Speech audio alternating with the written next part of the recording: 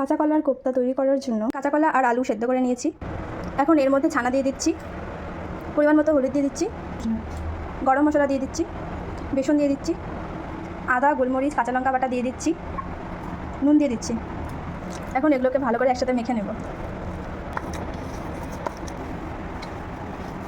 মাখা হয়ে গেছে, এখন এটাকে একটা চপের আকারে তৈরি করে নেব। এতে তেল দিয়ে দিয়েছি, এখন এর মধ্যে এগুলো ছেড়ে দেবো। হয়ে গেছে ভাজা, এখন নামিয়ে নিচ্ছি। হয়ে গেছে, ওই কড়াইতে আলুগুলো দিয়ে দিচ্ছি, হলুদ দিয়ে দিচ্ছি,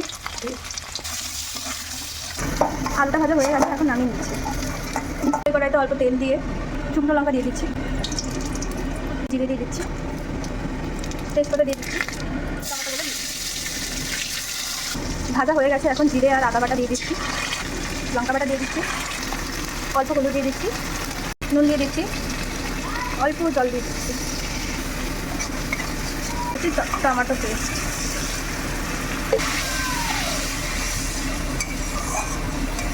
চিনি দিয়ে দিচ্ছি। এখন ভাজা আলুগুলো ছেড়ে দিচ্ছি, এখন ভালো করে কষিয়ে নেব। হয়ে গেছে, এখন এর মধ্যে জল দিয়ে দিচ্ছি,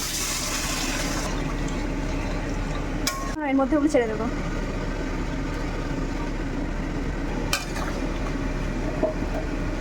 অল্প ঘি দিয়ে দিচ্ছি, গরম মশলা দিয়ে দিচ্ছি।